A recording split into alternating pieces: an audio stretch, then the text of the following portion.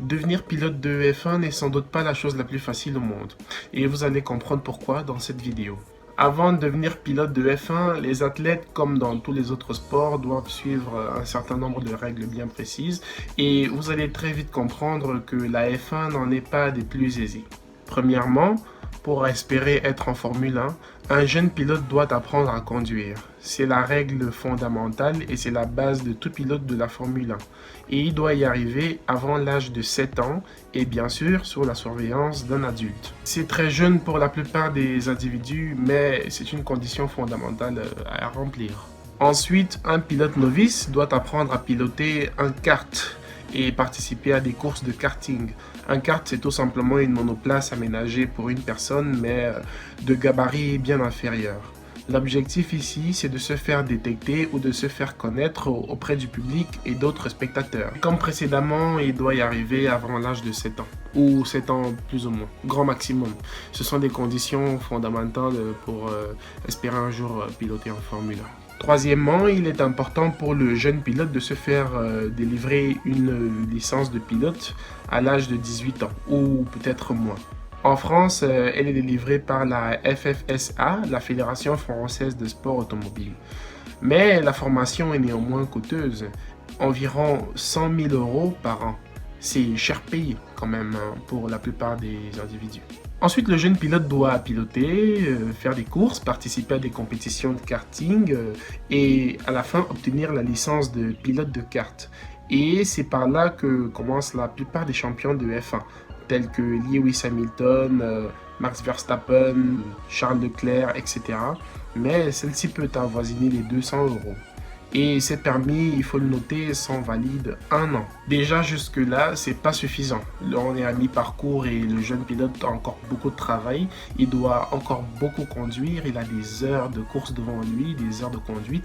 Et vous allez le voir dans les étapes qui suivent. Le chemin n'est pas toujours tracé et il faut parfois être accompagné de chance. La prochaine étape pour un pilote consiste à se procurer un kart.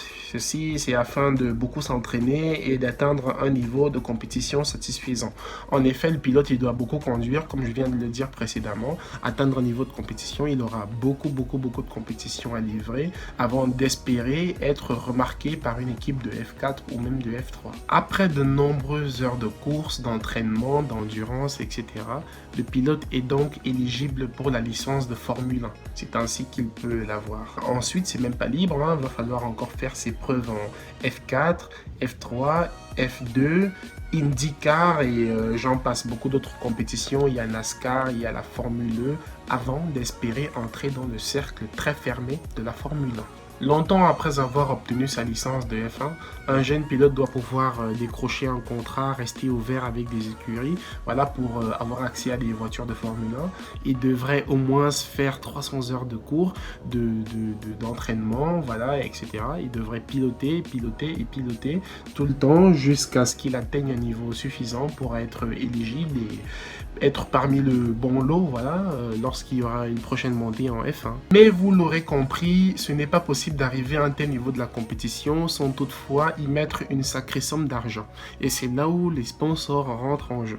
Oui, vous l'aurez compris, les sponsors ont un grand rôle majeur ici, car c'est grâce à eux que sont payés la plupart des frais liés à la pratique, etc. etc. Et même encore jusqu'à ce niveau, cela peut s'avérer insuffisant.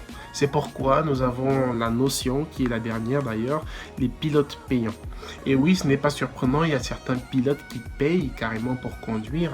Nous avons l'exemple de certains en F1, il y a Lewis Hamilton, il y a Sergio Perez, sauf que Lewis s'est avéré être un tout petit peu plus bon que les autres. Voilà. De nombreux pilotes payent pour conduire en F1 et c'est ce qui se fait de mieux de nos jours. Nous avons l'argent qui est mis en avant et le talent parfois n'est peut-être plus nécessaire, voilà, ou peut-être plus suffisant, voilà, pour être éligible pour piloter une F1. En gros, la F1, c'est un gros business, voilà. Et ça continue de s'accroître dans le monde capitaliste dans lequel nous vivons, où parfois le talent est mis de côté pour prendre celui qui a le plus d'argent. Peut-être pas la bonne décision. Et vous alors, que pensez-vous des étapes pour devenir pilote de F1 ?